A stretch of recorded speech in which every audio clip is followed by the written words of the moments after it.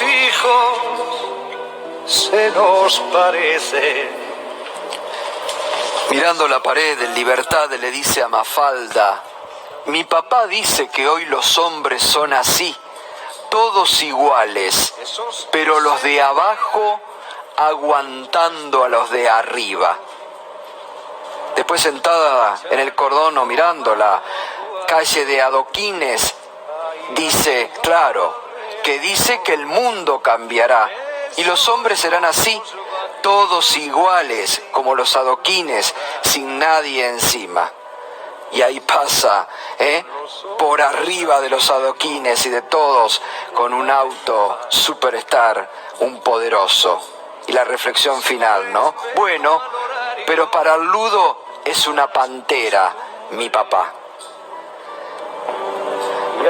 Hasta siempre, maestro. Mafalda así lo despide y los argentinos hoy le agradecemos todo lo que nos ha dado en esta larga y fructífera existencia, maestro Quino, que a los 88 años nos ha dejado, pero nos ha dejado, por suerte, estas criaturas hermosas, ¿no? Y esto, que quisimos empezar con esto, porque fíjese qué representativo, hablando de la igualdad en un mundo tan desigual y en una Argentina cada vez más desigual, en una Argentina cada vez más egoísta por parte de los poderosos, que se niegan a pagar por única vez un aporte solidario cuando la pobreza aumenta en la Argentina, una pobreza que ya el macrismo había aumentado y había dejado en un 35% y hoy llega a un 40%. Por eso también en estas genialidades que nos dejaba Quino, también hoy está muy presente y seguirá presente en todos nosotros. Muy buenas noches para todos ustedes. Comenzamos hoy un programa así, de esta forma diferente, pero también para recordar con esto que trae mucha actualidad, Qué lindo estas reflexiones que siempre dejaba los personajes de Quino y que hoy son tan actuales. Porque fíjense ustedes, ¿no?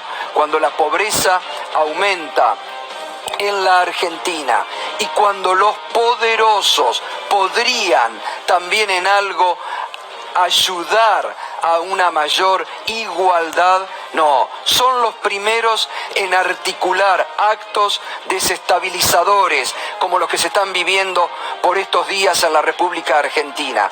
Desde que un gobierno nacional y popular se ha instalado en el poder para redistribuir en la Argentina, no les gusta nada. Y ahí han empezado a actuar como están actuando y como siguen actuando en distintas operaciones y en distintos actos de la vida institucional de la Argentina. ¿Duele mucho la pobreza en la Argentina? Claro que duele, pero no nos olvidemos, como siempre les digo, memoria activa, no solamente la pobreza, sino el hambre que dejó el macrismo en la Argentina. Y no hay que olvidarse que en el último año el Congreso de la Nación le había habilitado partidas especiales al jefe de gabinete de entonces, Marcos Peña, que el macrismo, porque estuvo desatento a eso siempre y porque nunca le importó repartir y redistribuir, nunca aplicó para combatir la pobreza. Es una masa estructural que en la Argentina, producto de la pandemia, que muchos se olvidan, producto de la pandemia que a nivel mundial está afectando a todas las economías, tenemos esto. Pero fíjese qué importante que haya un gobierno que piense en redistribuir y que piensen todos por igual. Que ni bien llegó, empezó a repartir la tarjeta alimentaria. Que ni bien llegó, empezó a llevar a la mesa de los argentinos carne, leche, frutas que no compartían y que no tenían desde hacía años. Claro que no alcanza, porque después llegó la pandemia mundial, la peor en este siglo y en los últimos que hemos vivido y hemos soportado. Y eso ha terminado por acostar a la economía, que se ha empezado a recuperar, que hubiera podido ser peor, y gracias a la presencia y a la acción del Estado por el IFE, que ha activado tantos pequeños microemprendimientos, o por los ATP a empresas que ha salvado, también ha menguado lo que podría haber impactado en la economía mucho peor. Hay que tenerlo presente a esto, porque los desestabilizadores permanentes que hay en la Argentina, y que se los vengo advirtiendo, la oposición salvaje en esta Argentina, tratan de que nos olvidemos el legado que dejaron y las circunstancias actuales de esta coyuntura. De esto nos vamos a ocupar en un ratito también en este programa. Nos estás acompañando a partir de este momento con el hashtag Salvando a Stornelli. Salvando a Stornelli. Claro, rememorando a esa famosa película.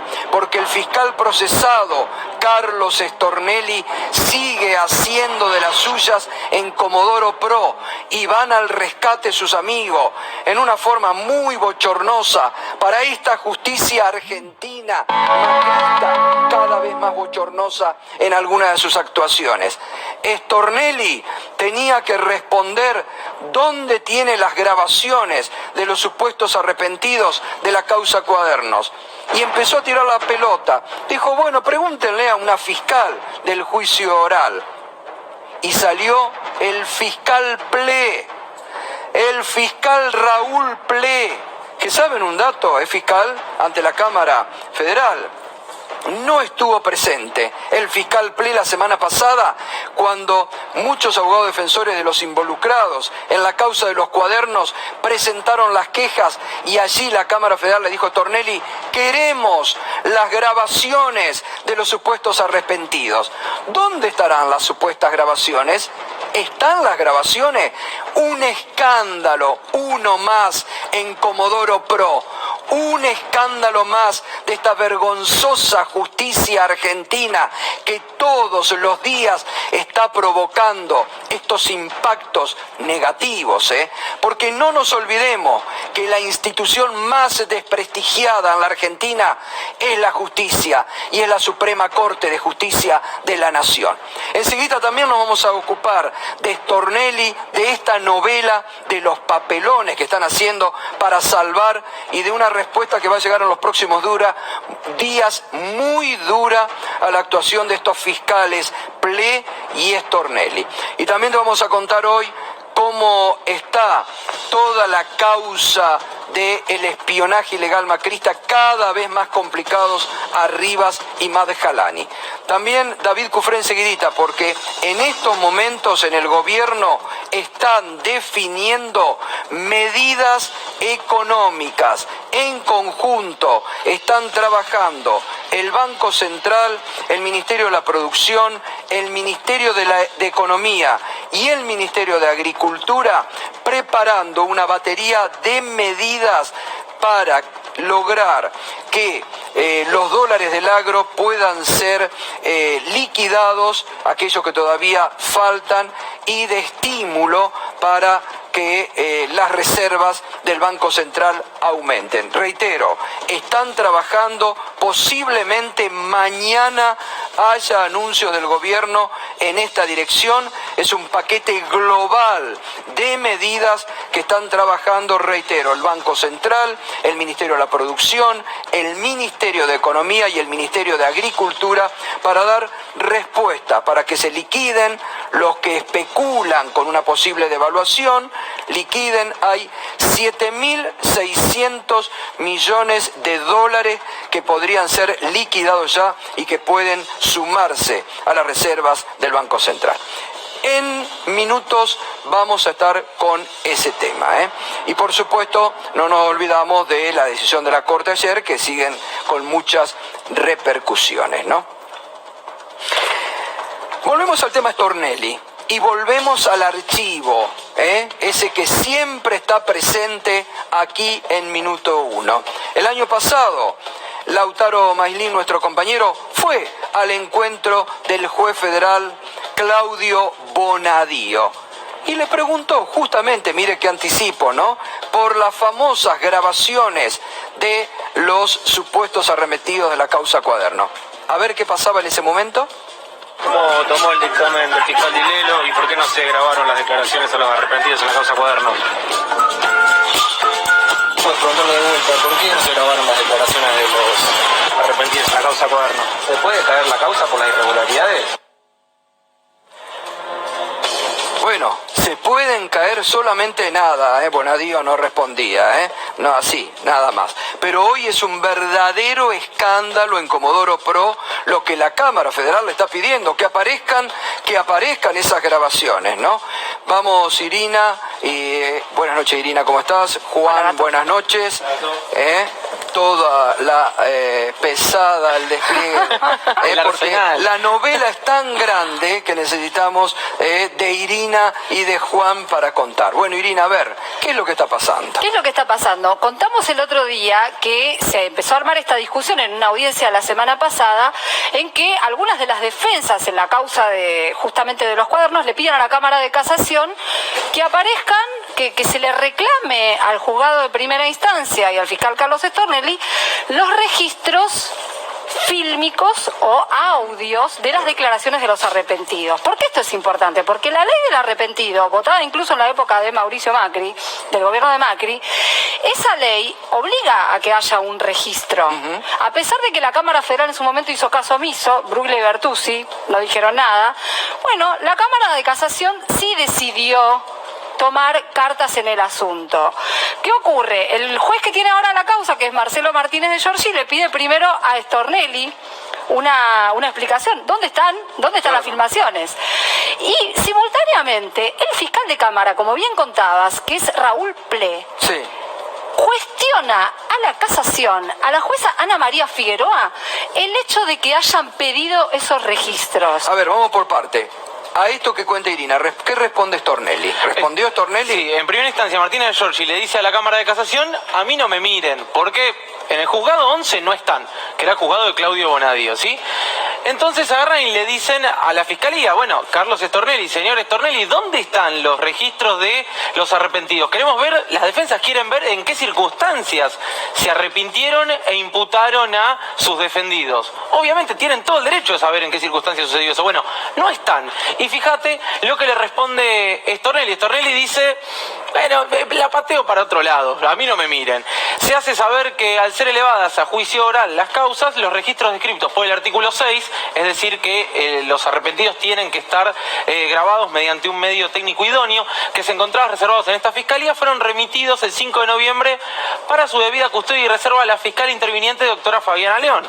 ¿Sí? Le dicen, pregúntele a Fabiana León, yo ya no tengo nada que ver. Ahora, ahí dice, supuestamente por la respuesta que Stornelli da, es como que tenía las grabaciones y se las remitió a esta fiscal. No. Depende qué entiendas por registro. Y bueno, yo entiendo registro Y eso, descrito ¿sabés? como que están las filmaciones. Eso es lo que interpretás vos. Sabés que Raúl Ple Sí. interpreta otra cosa completamente distinta. Y Stornelli también. Y Stornelli también. ¿Por qué? Porque lo que están interpretando es que son las transcripciones. Pero justamente el cuestionamiento es que esas transcripciones Claro, no se pero no sabe es. en qué contexto se hicieron, si son Pero acá, fieles a los dichos. claro, acá entonces que entra Ple, fiscal ante la Cámara Federal, a salvarlo a Stornelli. Y mirá lo que argumenta. Esto es increíble. Un Sí. fiscal que dice, por favor, no tomen medidas de prueba, No, por favor, no una aporten vergüenza. prueba. Es increíble. Es una vergüenza. No pida Además, prueba, le está me contaban diciendo. hoy que Ple no estuvo presente la semana pasada.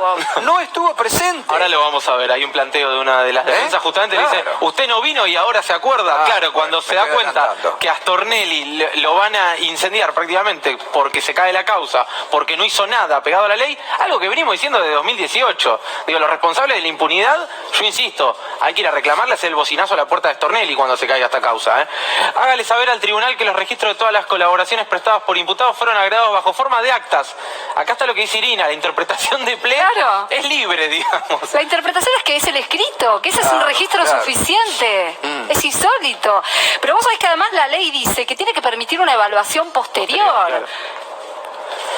Esta representación deja constancia que la indebida referencia en la providencia dictada por la señora presidenta de la Sala a soporte fílmico, digital u otro denota una descripción distinta a la requerida por el texto legal, lo que se pone de manifiesto, resaltándoselo, en tanto oportunamente podría ser objeto de planteos en otras intervenciones. El Ministerio Público Fiscal ha de requerir que se dejen sin efecto. Acá Ple dice directamente, basta de pedirle al pobre Stornelli las filmaciones de los arrepentidos. ¿Cómo se atreven a hacer una cosa semejante? A los requerimientos de las distintas autoridades judiciales dispuestos, cuanto la suspensión de las deliberaciones sin más dilaciones, se dicte resolución en este legajo y demás. Una cuestión importante, yo hoy consultaba una altísima fuente judicial y decía, ¿es cierto esto? Digamos, ¿se puede dejar a una libre interpretación? Y me decía, vayan a ver las discusiones de la ley del arrepentido y los diputados y los senadores justamente discutían este artículo diciendo se tienen que grabar. Es decir, no hay libre interpretación. Bueno, ayer Irina ponía en otras causas el ejemplo de que se grabaron, arrepentidos en otras causas que se han grabado. Ahora, esto es un bochorno porque acá está funcionando la maquinaria de Comodoro Pro para salvar los desaguisados que hicieron durante los 4 años. Atención con lo que anoche decía Leandro Santoro aquí, que muchas de las acciones que la justicia empieza a hacer son para salvar de las culpas de lo que taparon, permitieron hacer desaguisados como estos en 4 años de macrismo explícito. Esta presentación de Ple es algo completamente atípico. Claro. También estuve consultando es una vergüenza eso. que un fiscal es esté un diciendo, caído de la palmera que dijo, vamos a ver cómo rescatamos que un fiscal al diga, colega. no, pruebas no traigan pruebas. Al contrario. Aparte Ple, que integra el Tribunal de Ética de la Asociación de Fútbol Argentino, ¿no? El Tribunal de Disciplina, no sé qué, tremendo. Bueno, ¿y a esto? Y a esto una de las abogadas Laura Fechino, abogada de Hernán Gómez, que era un exfuncionario de segundo rango de planificación, que estuvo preso varios meses. 6 meses estuvo detenido Gómez. Imagínate vos haber estado detenido 6 meses y que de golpe te digan que los arrepentidos que te señalaron no hay forma de evaluarlos a posteriori como indica la ley. Y Laura Fechino se presenta y le dice, en el día de la fecha el señor fiscal realizó una presentación a mi juicio improcedente, esto sucede todo hoy. El doctor Ple tomó la decisión de no comparecer a la audiencia. Claro. No fue directamente a la audiencia y después dice, pará, no le pidan ahora a Stornelli eso. Bueno, la verdad, increíble. Bien. Ahora, ¿qué va a pasar? Ana María Figueroa, la presidenta de la Sala, que fue la que pidió estas copias. Que fue la que pidió esto, igual con la anuencia de sus colegas, lo firma ella como presidenta de Sala, va a responder a esto probablemente en los próximos días. No creo que sea una respuesta que le agrade mucho al fiscal Raúl Ple. Y también hay que tener en cuenta acá que se abre un escenario de posible nulidad de estas declaraciones. Claro. En estos planteos se discuten dos cosas: la inconstitucionalidad de la ley del arrepentido, pero también se discute la validez de esas declaraciones de los arrepentidos. No, porque acá realmente, la causa está tambaleando por los desaguisados de Stornelli y de Bonadío. No hay que olvidarse, es grave lo que hacía, lo que les decía anoche, lo contó el doctor Ubeira acá. Quedan pocas sortijas de Stornelli, le decía a los abogados. Y de Bertuzzi y de Bruglia, porque hubo instancias para corregir este tipo de cuestiones. Es decir, no es la primera vez que las defensas dicen que yo no estoy pudiendo ver en qué condiciones señalaron a mi defendido. Es decir, yo me arrepiento y señalo a Irina Hauser. Irina Hauser después dice, bueno, quiero ver cómo se arrepintió Juana Morina, en qué circunstancias, qué es lo que dijo, cómo se analiza a posteriori ese testimonio. Bueno, el testimonio no está. Bueno, Bruglia y Bertuzzi permitieron que no estuviera y avalaron el método de investigación de Stornelli y de Bonadío, una causa en la que está metido los servicios de inteligencia, ya lo vimos, donde Stornelli le decía a D'Alessio, grabame Ubeira. Bien. Bueno, todas las irregularidades salen a la luz y probablemente ahora desde lo mediático salgan a decir, quieren hacer un plan de impunidad. No, la impunidad la garantizaron los que investigaron mal. Muy bien, vamos a seguir con este tema. Un escándalo que se viene, hay que estar atento a la respuesta que va a hacer la Cámara Federal a este show que ha ocurrido hoy. Ayer la Corte comenzó a jugar políticamente. Ayer la Corte tuvo una definición política en el tema de Bruglia y Bertuzzi. No nos olvidemos que le ha dado una licencia extraordinaria, cobrando Bruglia y Bertuzzi, 600.000 pesos.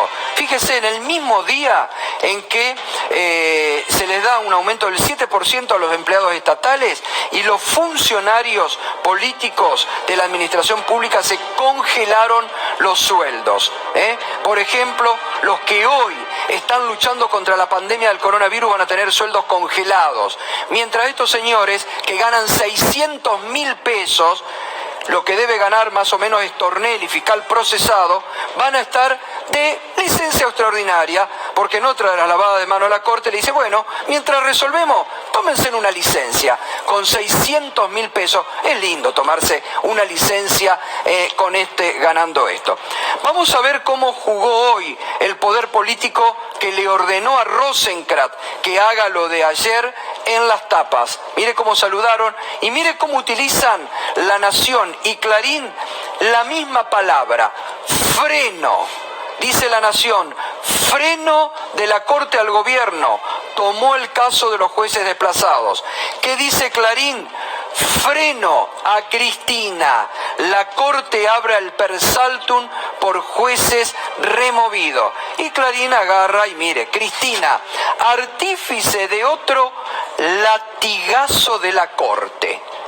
Latigazo de la Corte.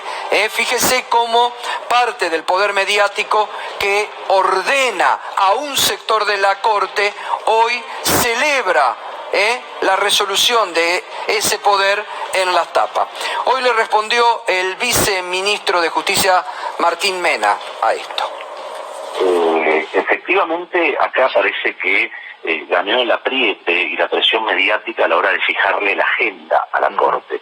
No se trata acá de la cuestión de fondo, que como todos sabemos no está resuelta, y ahora nos va a permitir esto conocer si tenemos una Corte Suprema que se va a pegar al respeto de la Constitución y la ley, o si tenemos una Corte Suprema que va a resolver conforme los intereses de los poderes mediáticos, de la corporación judicial, etcétera. Ayer parece que la instalación de la gravedad institucional de un tema que no lo tenía, porque venía desarrollándose por los cauces judiciales naturales y normales, triunfó y la Corte decidió abocarse. Bueno, eso nos va a permitir tener una resolución de fondo bastante más rápido, nada más.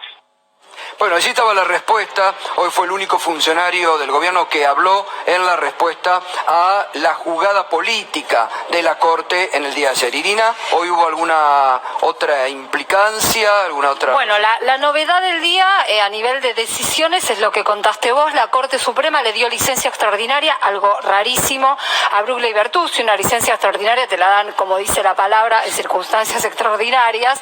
Y además ellos venían tramitando una licencia común en sus propios tribunales de origen.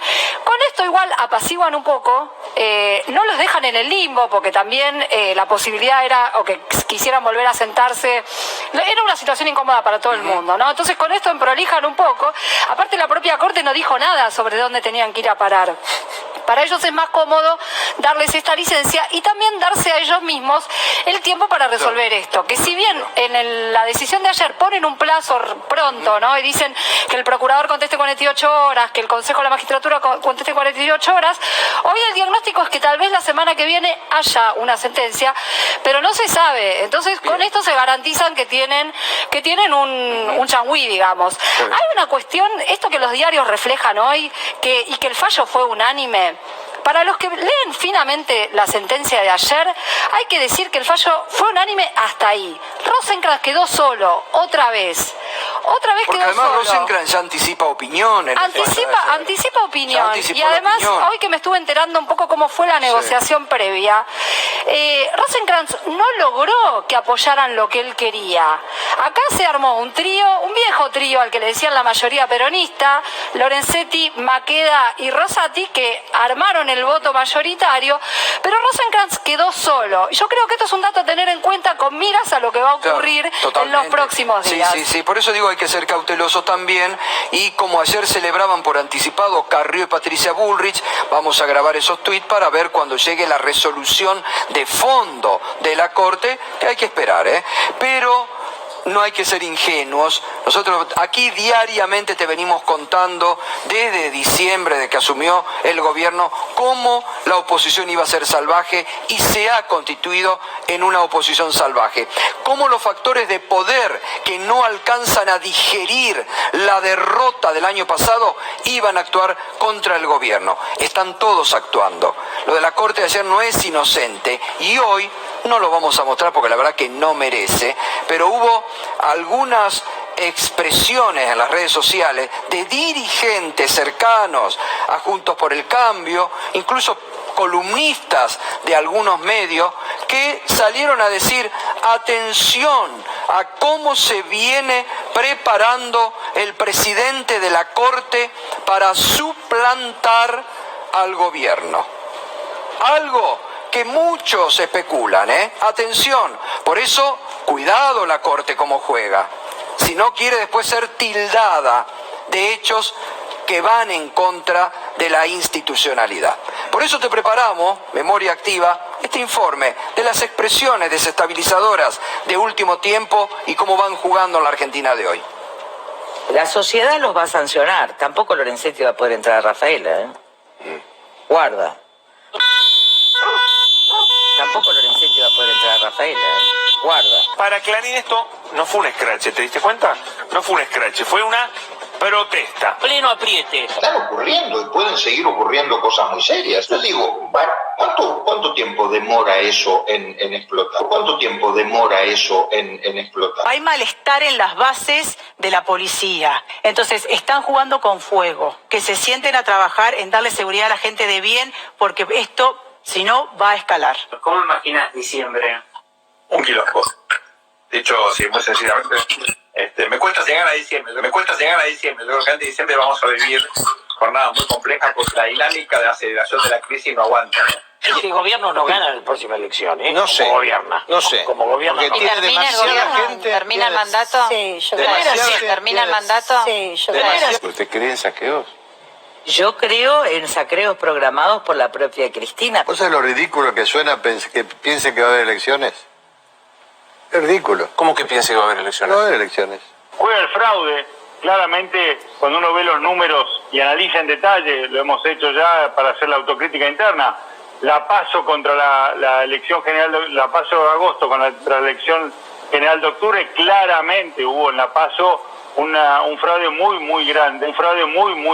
La colega Nancy Pasos publicó una columna con mucha información titulada Jugando con fuego después del incendio, la ruptura entre el gobierno y el poder económico. Mire lo que dicen voceros del establishment en la Argentina, que esto es lo más peligroso, lo que hay que tener en cuenta, porque hay que atar a lo que dijo Duhalde, a lo que dijo Patricia Bullrich. Nosotros somos mirados por la sociedad como la posible sustitución de este gobierno en la medida de las elecciones del 2021, ¿no? Sustitución de este gobierno en la medida de las elecciones del 2021, ¿no? Y a esto hay que sumarle lo que dice un vocero del establishment, del Círculo Rojo. Se habla de una asamblea legislativa, pero no veo a la clase política comprometiéndose con algo así. Nos vamos a tener que comer a estos tipos 3 años más, responden desde el otro rincón del establishment. ¿Se da cuenta lo que están fogoneando en la Argentina de hoy? Sustitución de este gobierno en la medida de las elecciones del 2021, ¿no? En la sucesión presidencial hay una segunda. Es lo que más preocupa a sectores de poder, al establishment, a la oposición política. Si esa vicepresidenta tampoco queda al frente del Estado, aparecería una tercera, Claudia Ledesma Abdala. ¿Quién está detrás? Sergio Tomás Massa. ¿Y quién está en quinto lugar? El presidente de la Corte Suprema de Justicia. Hay colados en la línea sucesora. Bueno, para tener todo muy claro, nadie juega ingenuamente en la Argentina de hoy y estas cosas hay que tenerlas muy en claro y muy presente. David Cufré, lo anticipábamos, el gobierno está preparando medidas que podrían ser anunciadas en las próximas horas. Buenas noches, David, ¿cómo estás? Buenas noches, Gustavo, muy bien. Sí, estuvo trabajando muy intensamente el gobierno en las últimas horas, ayer también, el fin de semana, pero en las últimas horas definiendo las medidas que va a presentar para tratar de tranquilizar el dólar y sobre todo generar liquidación de las dólares por parte de los exportadores. Se menciona una baja de retenciones, seguramente va a haber una baja de retenciones temporal para el aceite de soja, no todo, para el aceite de soja de 33 a 30%, una baja definitiva de retenciones a la carne del 9 al 5% y una aceleración de los reintegros a los pequeños productores de retenciones. Esto se había fijado el año pasado en la ley de solidaridad y de emergencia, y ahí se estableció que iban a tener los pequeños productores, una devolución de retenciones. Bueno, el gobierno va a apurar esa devolución ahora en este paquete de medidas. También el Banco Central analiza, esto no está resuelto, una suba de la tasa de interés para los depósitos, para los plazos fijos en pesos, la generación de instrumentos para invertir en pesos. Si no es ahora, será más adelante esto último, pero forma parte del menú. Y el ministro Basterra también está estudiando un bono para los productores sojeros, de modo que puedan usarlo para el pago de impuestos, un bono atado a la soja. Así que un paquete de medidas negociado con el sector exportador. El sector exportador, que por ahora se va a mantener prescindente frente a este anuncio. Mañana seguramente en el boletín oficial aparecerán las medidas. Y el sector exportador, la gracia de todo esto es que pondría 6.800 millones de dólares que tienen retenidos para que es lo que se necesita, ¿no? Que ese es el objetivo de las medidas, que liquiden lo que tienen retenido en este momento. Claro, el tema es eso, con esta señal empezar a generar un aumento en la oferta de dólares, que es lo que está faltando, y entonces eso tranquilice un poco el mercado. Son medidas importantes, fuertes, negociadas por el ministro Guzmán, el ministro Culfas de Producción, Basterra en Agricultura y el Banco Central, que está haciendo lo suyo. Así que se viene un paquete de medidas para frenar el dólar. Bueno, tal vez es muy importante este anticipo de David Cufré, tal vez antes de las 10 de la noche tengamos, porque David dice que pueden estar ya mañana publicados en el boletín oficial, otros sostienen que puede haber algún acto, algún anuncio del propio presidente, dado la importancia del paquete que está trabajando el gobierno. Así que vamos a estar ahí online para ver si antes de las 10 estamos con novedades de importancia. Y esto ya, hoy ya ayudó a descomprimir un poco la presión en el mercado, el dólar estuvo más tranquilo. ¿Cómo estuvo hoy? Para abajo, en el contado con liquidación y en el dólar oficial, o sea, fue un día más tranquilo también en materia cambiaria a partir de todos estos anuncios. Bueno, lo vemos, lo repasamos. Dale. El contado con liquidación bajó casi 3 pesos, de los 148 que estaba ayer a 145,60. El ilegal, el blue, a 146, el dólar bolsa bajó a 138,80 y el oficial quedó en 133 pesos. O sea, un día un poco más tranquilo del mercado. De todos modos, el Banco Central puso 50 millones de dólares en las reservas para tranquilizar o para abastecer esta demanda. Así que bueno, importante todas las medidas que se vienen del gobierno, será esta noche o mañana a la mañana. Bien, te vamos a seguir informando, el anticipo siempre aquí con la información que a vos te interesa en Minuto 1. Nos estás acompañando con el hashtag Salvando a Stornelli, otro de los papelones de Comodoro Pro que está tratando de buscar impunidad para los que durante 4 años se jugaron en el marco de una justicia adicta al macrismo. Estamos ahora con el diputado nacional Rodolfo Tailade. ¿Qué tal, diputado? ¿Cómo le va? Buenas noches. Hola, ¿cómo va todo? Bien, bueno, primero esto que está pasando y que ha pasado hoy en las últimas horas, lo de Stornelli, la resolución de PLE que dice, no pidan más pruebas, prueba no es necesario, buscando salvar a Stornelli, la verdad que todo un papelón, ¿no? Y grave. Sí, en realidad también tiene su lógica, porque Raúl PLE es uno de los guardianes más importantes que tiene el macrismo, la impunidad, digamos, del macrismo en Comodoro Pi, en el Poder Judicial argentino. Es un referente, además de estos fiscales, no es cualquier personaje el que está diciendo que no hace falta registros de cómo extorsionaron a los empresarios arrepentidos. Y tampoco nos olvidemos, Gustavo, que cuando asumió este gobierno, Raúl PLE presentó la jubilación, mejor dicho, renunció para jubilarse, inmediatamente y a los pocos días retiró la denuncia, lo cual da cuenta de una relación, de una comunión de intereses con el macrismo muy fuerte. Le han dicho quédate ahí para garantizar para garantizar la impunidad. De la misma manera, digamos, es un soldado al igual que Leopoldo Bruglia, claro, que Pablo Bertuzzi, de esa misma importancia, y por eso está haciendo esto. Algo que ya de todos modos nosotros dijimos hace 2 años y medio que esta causa se iba a caer por varias nulidades. Esta era la más importante, pero después fue el Forum Shopping con el cual se quedaron Stornelli y Bonadío la causa, la deliberada voluntad del juez y del fiscal de no encontrar los cuadernos, sabiendo que estaba el original en manos de Centeno, dejaron que los quemaran, entre otras cosas. Bueno, esto tarde o temprano iba a aparecer. Las defensas están haciendo lo que correspondía en este caso, ¿no? Cuestionar la validez de eso. Totalmente, sí, sí. Ahora, fíjese que ya comienzan, ¿no?, de distintos sectores a decir, bueno, están buscando que se caiga la causa de los cuadernos, están buscando impunidad para la causa de los cuadernos. Exacto, sí, pero es el mismo discurso, Gustavo, que en el tema de Bruglia y Bertuzzi. Es decir, la legalidad que está absolutamente clara en los dos casos. En el caso de Bruglia y Bertuzzi, el acuerdo en el Senado para una suerte de nueva designación que hicieron en su momento, que hizo en su momento Macri.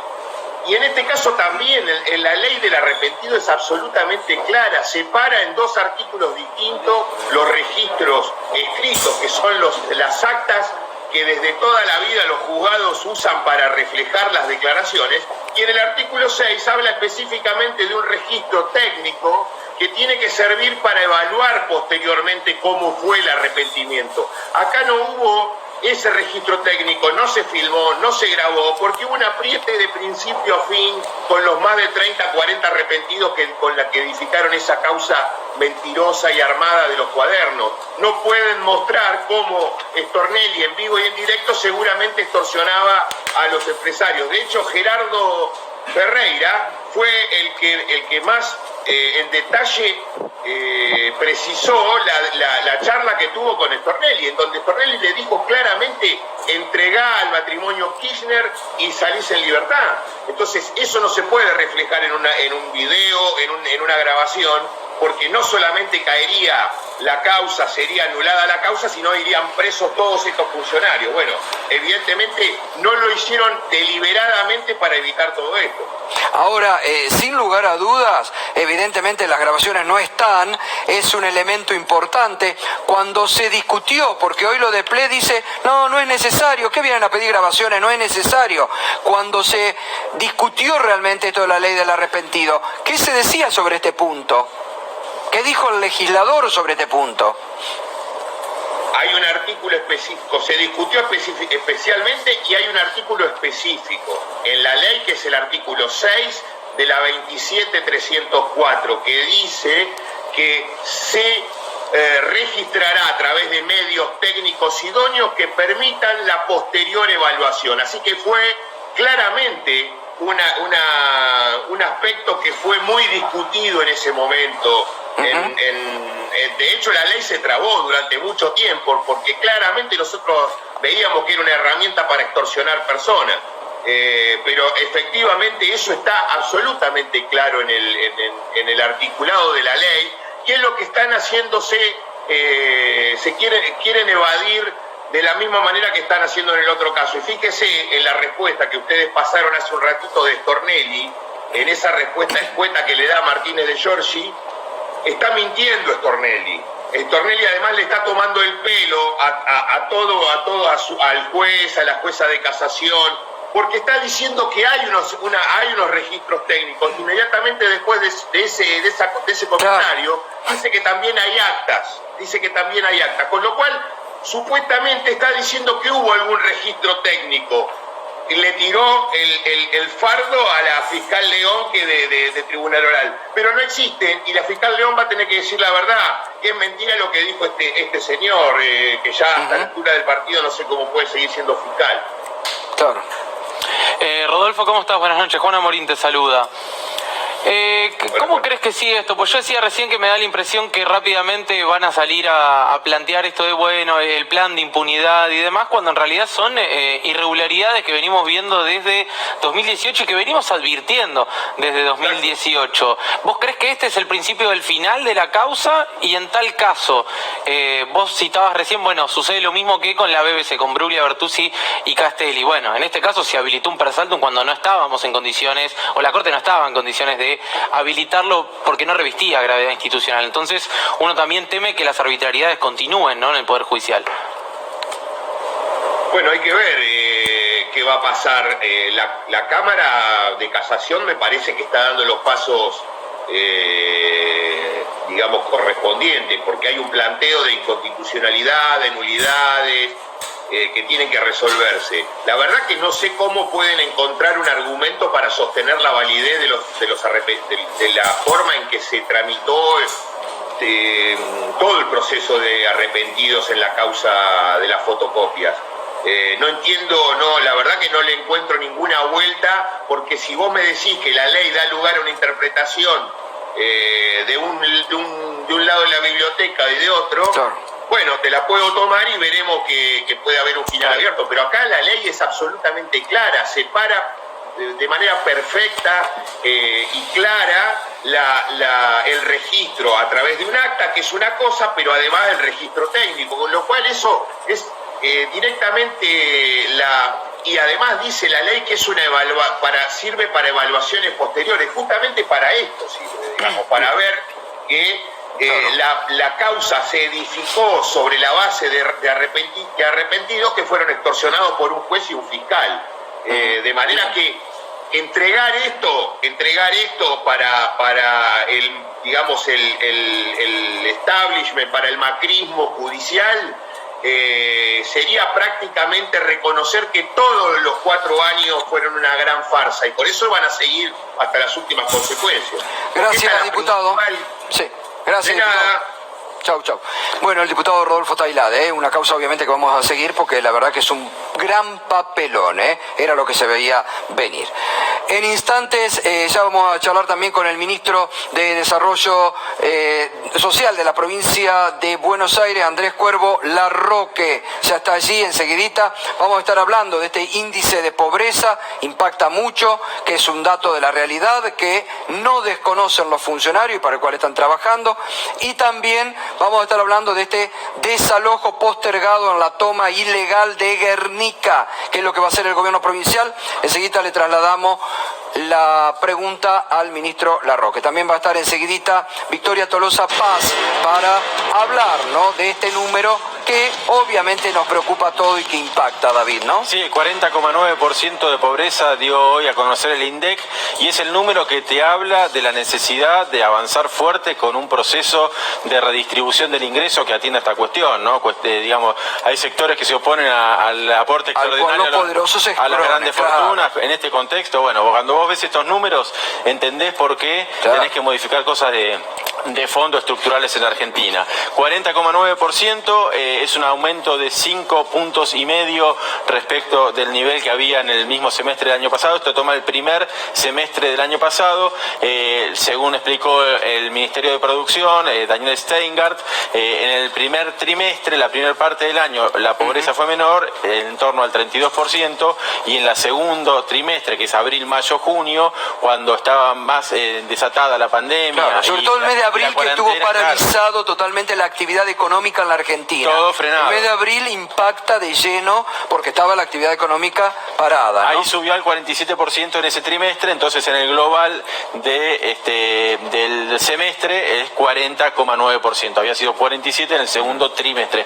Veremos en el tercer trimestre qué pasa, pero el dato se presenta en forma semestral, pero claro, bueno, para mostrar un poco la evolución. Bueno, ahí tenemos 40,9 en el primer trimestre, aumentó 5,5 respecto al 2019, hay 11,7 millones de pobres en 31 aglomerados urbanos. Déjame aclarar este dato, Sí. porque hay se aprovechan los datos para hacer Sí, muchas porque hoy veces... decían 18 millones de para hacer pobres. muchas veces un poco de tachín, ¿no? La cosa es así, el INDEC hace un relevamiento en 31 ciudades del país, 31 aglomerados urbanos, o sea, va a esos 31 ciudades representativas del país y hace un índice, que es el índice de pobreza, saca el índice de pobreza. En esa población de 31 ciudades viven 28 millones de personas, y de esos 28 millones de personas, bueno, el dato de que 11.700.000 son pobres. Lo que hacen algunos medios, algunas consultoras, es extrapolar eso al total nacional. Entonces dicen más o menos a ojímetro, si hay 11 millones en 31 aglomerados, en todo el país debe haber 18, 15, se puede decir cualquier número. No tiene la solidez estadística ese número de 18 millones. Por eso damos el dato oficial, totalmente. que son 11 millones. Bueno, es lo que importa y es lo que vale. Igualmente, nadie va a negar que la pobreza es altísima. Y que preocupa, y hoy lo decíamos. Y que ha crecido. Ahora, vos fíjate que esto, yo no sé si alcanza a impactar totalmente el IFE y el ATP. No, eso lo explicó también Daniel Steingart, que cuando se empezó a pagar el IFE, hasta que se terminó de pagar, viste que había una demora. Claro, entonces recién impactó sobre junio. Es decir, que para las mediciones del segundo semestre ya va a haber un impacto positivo de los IFE y todo. Este número va a ser muy inferior, este 40,9 va a ser inferior, y te dicen, digamos, también, de acuerdo a distintos análisis, el aporte del IFE permitió reducir la pobreza unos 3-4 puntos. Hubiera sido 3-4 puntos peor todo sin el IFE. Bueno, ahí es importante la medida de redistribución. Sigamos con los datos, esto ya lo leíamos. Subió a 10,5 la indigencia, aumentó 2,8 respecto del 2019. En el segundo semestre del año pasado era el 8%, ¿no? Claro, y 7,7 en el primer semestre del año pasado, ahora llegó al 10,5. Y acá, como siempre decimos, los chicos, que lo más preocupante, 56,3% de los chicos entre 0 y 14 años son pobres en la Argentina, y el 36,2% de los adultos entre 30 y 64 años son pobres, ¿no? De este dato del 56,3% de los chicos, déjame agregar que representan el total de pobres del país el 30%. El 30% de estos 11.700.000 que son pobres en el dato oficial, bueno, el 30% son menores de 14 años. Bien, y vamos a repasar, como siempre les digo acá, memoria activa, porque hoy salieron muchos referentes del macrismo a criticar esto, cuando ellos se olvidan de la pobreza y la desocupación que dejaron en la Argentina y de la base de pobreza que a la política neoliberal que implementaron posibilitó todo esto que estamos viviendo hoy, ¿no? Mira, en el 2016, año de recesión macrista, 30,3 pobreza. Bajó en el 2017 con algo de recuperación, porque era el año electoral, a 25,7, subió a 32,6 en el 2018, subió en el 2019, último año del macrismo, con el 35,5%. Y ahora estamos en el dato de la pandemia. Claro, son todos estos datos del 30,3 al 35,5 corresponden al segundo semestre de cada año. Y vos fíjate que del 30,3 al 35,5 tenés un aumento de 5,2. Macri aumentó la pobreza 5,2. Y acá no se mide el primer semestre de 2016, que fue cuando había un apagón estadístico. Claro. Pero bueno, manejémonos con estos datos. Macri, con la política neoliberal, aumentó la pobreza en 5,2.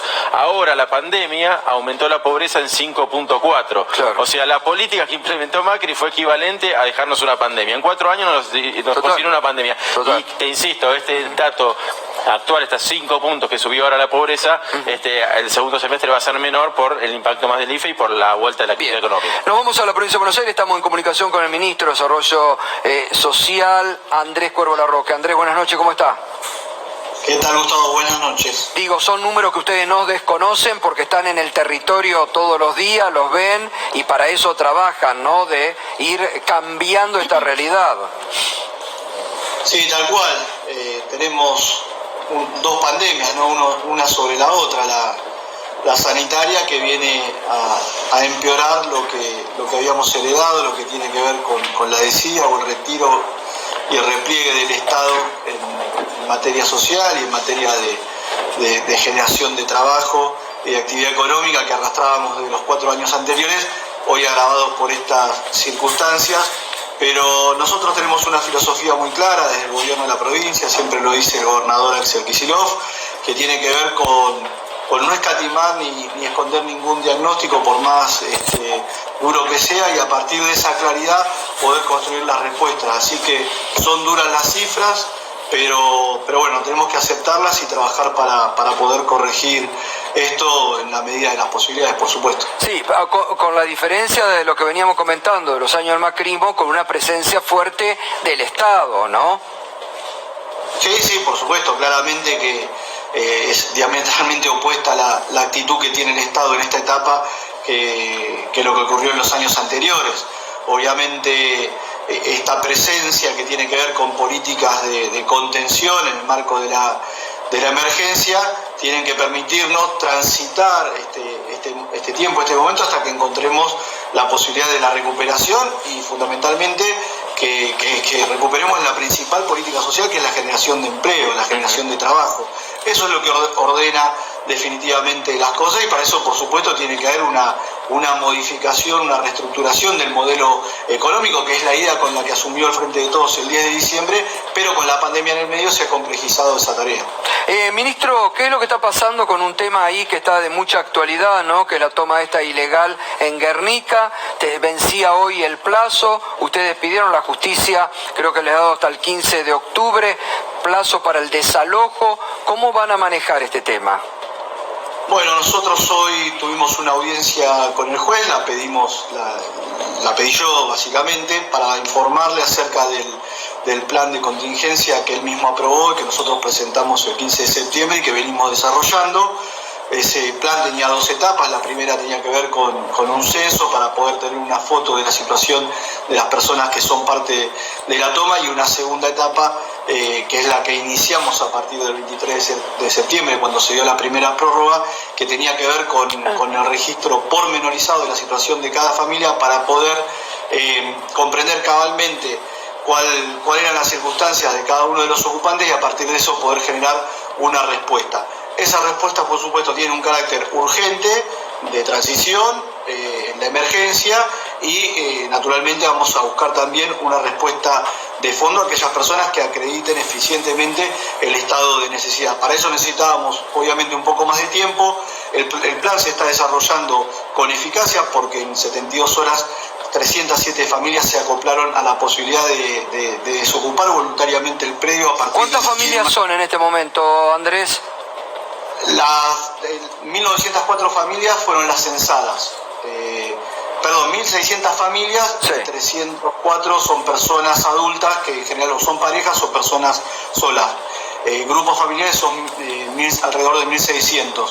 307 firmaron, esto fue a partir del lunes, el acta compromiso con el ministerio, con el gobierno provincial, pero la firmo yo, nominalmente soy yo quien firma el acta compromiso a la espera de encontrar una resolución. Se retiran del predio y nosotros los asistimos en el marco de la emergencia, porque el 90% de los ocupantes plantearon que tenían problemas de hacinamiento en su lugar de origen o problemas de imposibilidad de pagar el alquiler. Entonces, en la emergencia, en la transición, los vamos a asistir y obviamente... Sí. ¿Cuál es la solución que le van a dar?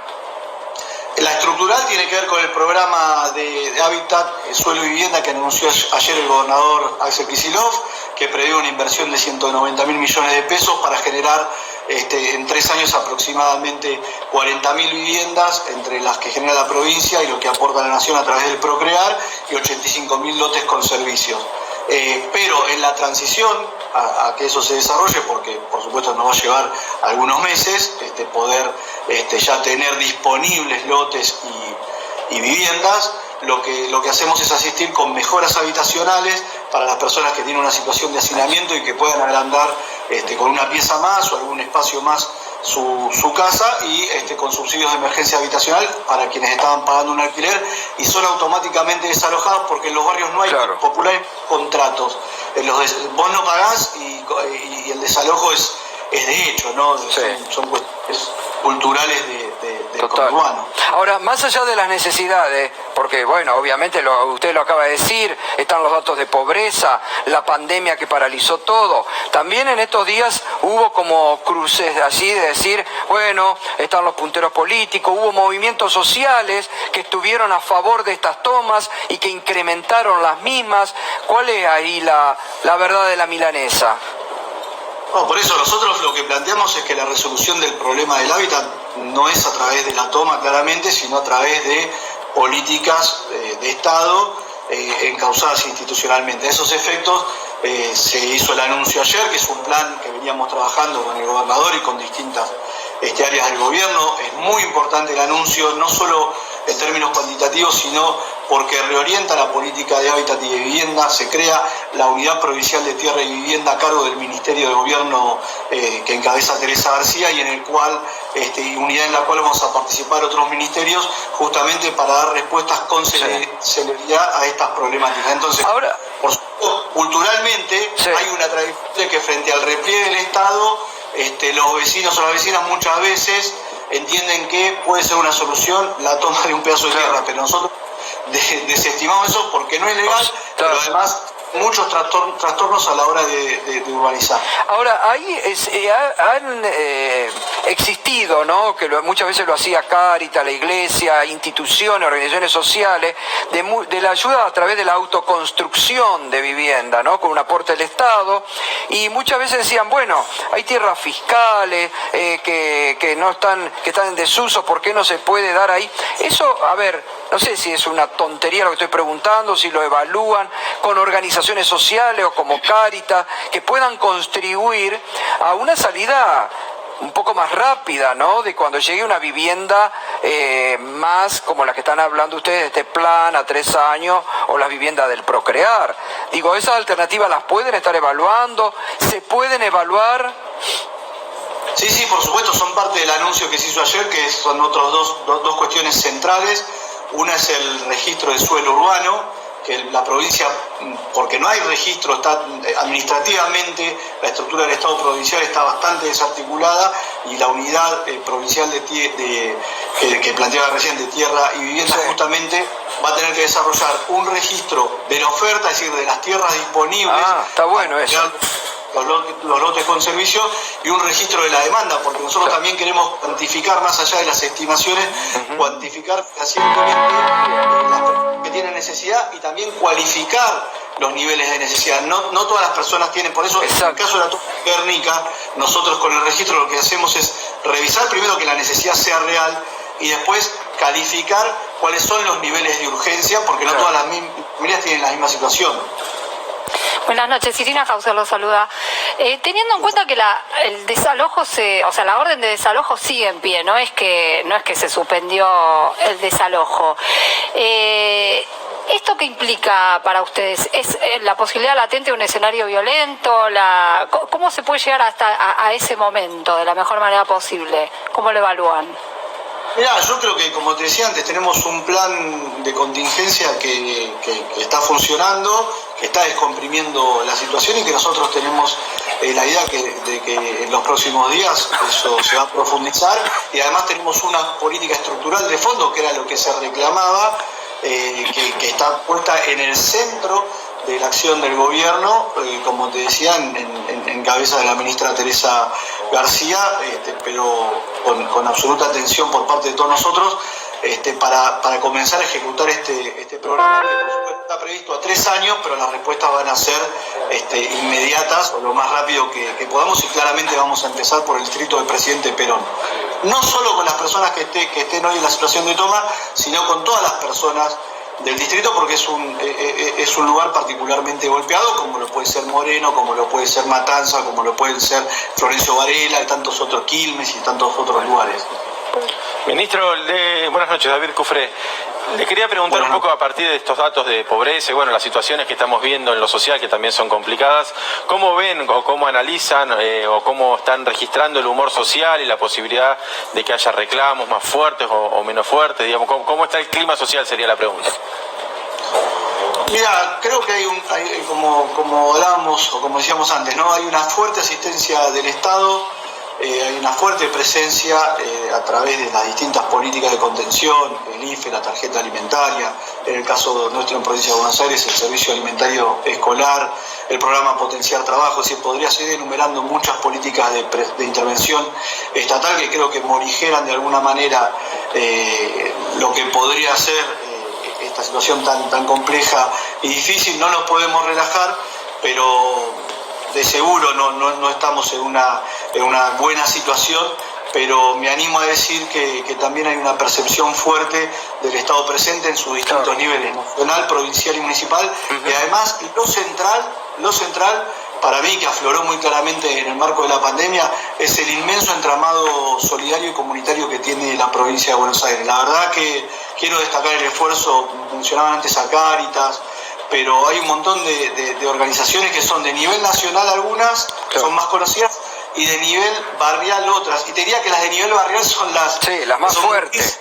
Y tienen un termómetro muy cercano, y la verdad hay una sensibilidad tremenda. Claro. Bueno, Andrés, muchas gracias, como siempre, importante que cuente esto, porque justamente están presentes, sabemos de la tarea que cumplen y importante que la cuenten. Abrazo grande, Gracias, Gustavo, y un saludo para todos. Gracias. Bueno, muy bien, nos estás acompañando en esta noche con el hashtag Salvando a Stornelli, otro papelón de Comodoro Pro, que acá te lo contamos, que no pasa desapercibido. Y enseguida ya estamos con Victoria Tolosa Paz, vamos a estar analizando esto de toda la pobreza, la ayuda del Estado, la presencia fuerte del Estado, los planes, lo que se viene, ¿no? También en medida. Y con ella enseguidita. Y no te olvides también lo que te acaba de contar David Cufré. El gobierno está preparando esta noche, ultimando una batería de medidas que tienen como objetivo frenar la suba del dólar, frenar la fuga y que el campo liquide lo que aún no ha liquidado. Enseguida vamos a ampliar esa información. Pero antes, ayer, Estados Unidos, primer debate presidencial. Se tiraron con todo, Era pan y circo, pero mucho circo, faltó el pan, todo circo, en el país de la libertad, en el que te ponen como ejemplo, Trump y Biden se tiraron con todo. Pero el que lo siguió y nos va a contar los detalles, Pedro Briga. Buenas noches, Pedro. Buenas noches, Gustavo. Efectivamente, es como vos decís, un verdadero papelón es lo que se puede ver en los medios de comunicación en los Estados Unidos analizando el debate de ayer. Pero primero, déjame resaltar algo, ya que hablabas tanto y hablamos tanto de la democracia en los Estados Unidos. Hubo solamente 2 candidatos presidenciales, siendo que hay 11 candidaturas. Y sin embargo, en los debates solo ponen a 2. ¿Cuál es el criterio? Dicen que son los candidatos que más miden en 5 encuestas que esta empresa privada toma como referente. El que no mide un mínimo de 15% en las encuestas no participa directamente. Y eso que hay otras 2 candidaturas, la del Partido Verde y la del Partido Libertario, que presentan en prácticamente todos los estados candidaturas como para poder ganar en el colegio electoral. Y sin embargo, ni los llevan en cuenta, no aparecen en los medios de comunicación